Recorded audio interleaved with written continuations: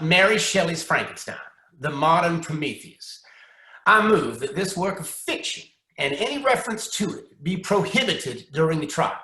The novel was written by a precocious, impressionable teenage child. She's painted my client as a remorseless monstrosity. He'll never get a fair trial if this drivel is permitted to circulate. Your Honor, that book is based in large part on actual correspondence submitted into evidence by eyewitnesses to the events. In some cases, those letters are word-for-word transcription. But in many cases, even counsel must concede the author has taken certain, shall we say, dramatic liberties, especially in regards to the more sensational aspects of the story. Agreed. A work of fiction has no place in a court of law. Motion granted. Counsel will request prospective jurors carefully at voir dire, but that's as far as I'll allow on the matter. Well, then I'm forced to move for a change of venue, Your Honor. Perhaps a remote town where the jury pool has not been poisoned by this fiction. Your Honor, this is merely a defensive tactic to delay this trial. Mr. Bellini is well aware that one of my key witnesses is due to sail from Boston Harbor in 6 days' time. The court is inclined to agree with the people on this matter. Besides, I'm sure our fair city has a sufficient pool of illiterate laborers, stable hands, and politicians that defense counsel can find 12 men who can't read. The gallery laughs and the judge pounds his gavel. Settled. Now then, Mr. Bellini, was that the last of your motions? Just 2 more, Your Honor, and then I'll pass the baton to my learned colleague. Bellini hands another sheet to the bailiff, who in turn presents it to the judge. The defense requests that my client never be referred to as the creature or the Frankenstein monster. He has informally adopted the name of Maxwell Berg. He deserves the right to be addressed appropriately. Objection! Does the court not acknowledge that this Maxwell Berg is an affront to nature? A reanimated collection of body parts, assembled and revived in some distant foreign laboratory? This ungodly creature deserves none of the rights we hold self-evident. Your Honor, if I may respond to counsel's rhetorical tirade, one I'm sure he rehearsed many times in the privy of this morning. More laughter from the gallery. The judge pounds his gavel. Counsel will get to the point, please. Your Honor, if opposing counsel means to argue that because my client was unnaturally revived, he is somehow not worthy of any of his inalienable rights, then the same could be argued that anyone who's ever been saved by a miracle of medicine or faith should forfeit their rights as well. Your Honor, defense seeks to distort the Overruled. Overruled, Mr. Coopersmith. Motion granted, Mr. Bellini. Rest assured the court will afford your defendant all the respect due. Any naturally born citizen, I'll not have any decision overturned on the grounds of lack of due process. The people will respect the court's ruling, of course, but I can't control what the witnesses say. We must lead by example, Mr. Coopersmith. Lead by example. Now, Mr. Bellini, you have one final motion present? Defense moves to waive my client's right to a trial by jury. Absolutely not, Your Honor. The defendant has committed horrible crimes against humanity and must be tried before a jury of his peers. That's precisely my point. As Max is a unique creation, there can be no jury of his peers. He doesn't have any. No man is without peers, Mr. Bellini. We are all his peers. Well, then the prosecution accepts for the record that my client is himself a man. A human? I have no further comment, Your Honor. Your Honor, request withdrawn. I am inclined to grant your request just the same, Mr. Bellini. Request withdrawn, but step lightly with your fancy lawyering in my courtroom. It may just come back to bite you. Apologies, Your Honor. You meant everything. Now take your seat. Mr. Coopersmith, the people may present their pretrial motions at this time.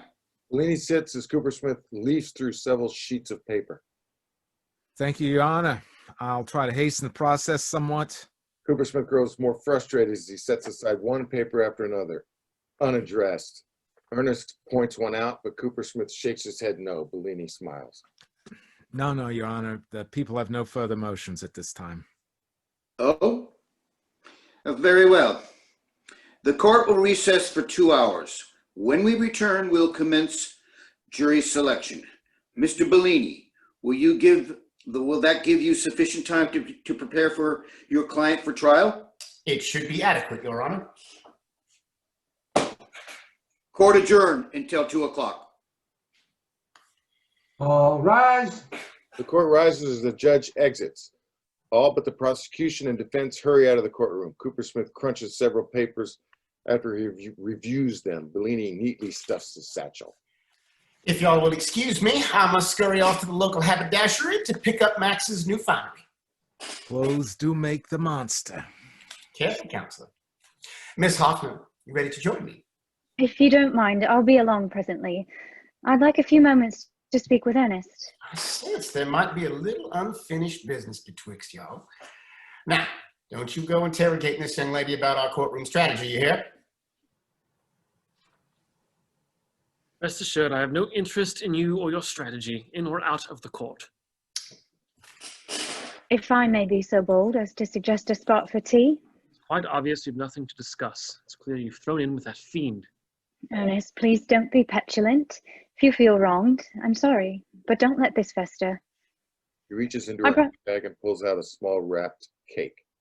I brought a peace offering. You do still like lemon cake. With vanilla icing on it? Perhaps some tea would clear the air. Can you excuse me from our lunch engagement? Please proceed without me. I'd be poor company anyway. Coopersmith slams his book shut. I might recommend some prunes, Coop. Coopersmith ignores Bellini and exits. Bellini turns to Olivia. Try not to tarry too long, my dear. Will an hour give you enough time? Quite sufficient, I'm sure. She turns to Ernest as Bellini exits with his satchel. Lights dim around the couple. We had some wonderful days back at the House of Frankenstein. How is it we've come to this awful place? You were a child, still a lad in short trousers, teasing me with your schoolboy limericks. I was 13, not so much younger than you were in those days. But you are not a man of the world you are today. You are a sweet, innocent boy, insulated from the true nature of your brother's experiments. And you were Victor's most trusted confidant, immersing yourself completely in his experiments. Yet today you betray us both, siding with this monster. I just want to make sure this trial is fair. Fair. After all the suffering that beast wrought upon my family. But only after Victor betrayed him and eviscerated his newly created bride. The world did not need another abomination. You have always been so blinded by your devotion to your brother, you never could acknowledge his part in the tragedy. And your precious Max is the innocent lamb. I'm not condoning anything Max may or may not have done, but he had the emotional development of a child at the time. His rage could barely be contained. Is that why you left our estate in such a hurry? I had no choice. Your brother dismissed me, remember? I used my severance to book passage for myself and a dear friend on the next ship to America. I needed distance and time to come to terms with my own culpability. Culpability of what? Victor and I played God with no regard for the consequences of our actions. You push the boundaries of science. And Victor was pushed to the edge of madness. You planted a bad seed, nothing more. It was never that simple. So why have you gotten involved in this sordid affair?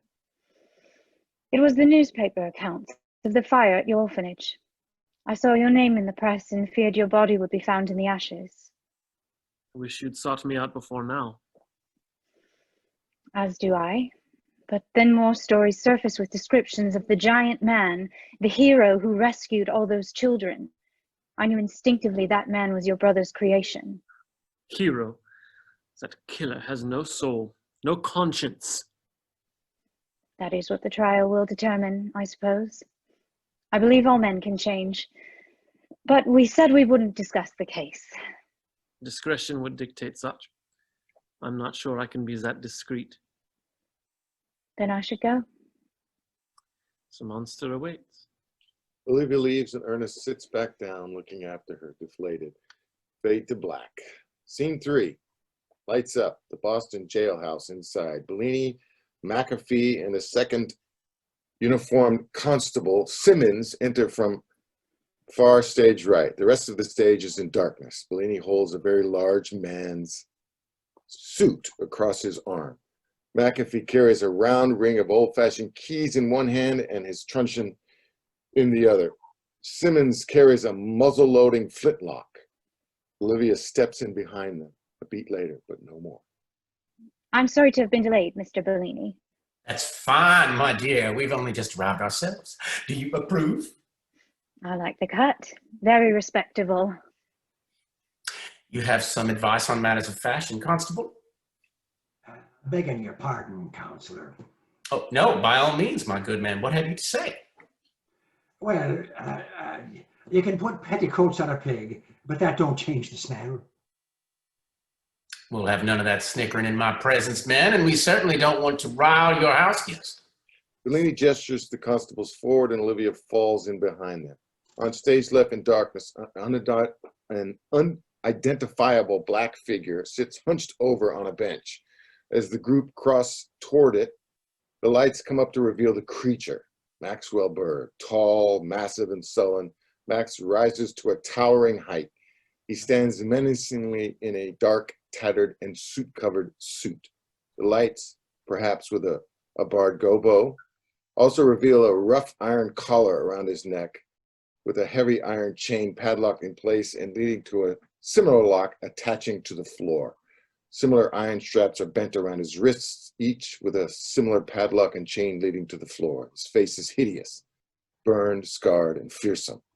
On his feet, he's a full head and shoulders taller than the others. His wrists hang out of two short sleeves, revealing the jagged scars from his assembly. Some tattered gauze is still wrapped around one of his hands and the side of his face. He should have the resemblance to the traditional movie character, but avoid green skin, a flat head, and neck bolts. Bellini, angry, hands the new suit to Olivia as he strides over to Max. Remove those shackles this instant, constables. You've seen the court order. The order says upon surrender to the council, and I'm surrendering them now. He fumbles with the keys to the shackles as Olivia steps up, concern writ large on her face. Simmons keeps the rifle poised. I'll have the proper key in just a moment. Max thrusts his hands out, towering defiantly as McAfee finds the right key and hurriedly removes the change. Easy, Max. You do recall who's defending you? Max grunts again, but he relaxes slightly. It's all right, Max. Don't strain your vocal cords. They need a bit more time to heal. Trial. It went very well. The judge seems quite open to all of children dairies. Little pitches and all that. McAfee finishes and stands back with the shackles draped over one shoulder. Simmons still holds the truncheon, ready to make use of it at any moment's notice. You're dismissed, constables. Are you sure, sir? Quite sure. But not too far in case we have questions. Simmons snickers again as both men exit. Olivia removes the remaining bandage from Max's face. Your burns seem better today. I think we can remove a few more bandages. Bellini moves towards Max with his new jacket. We've brought a change of clothes.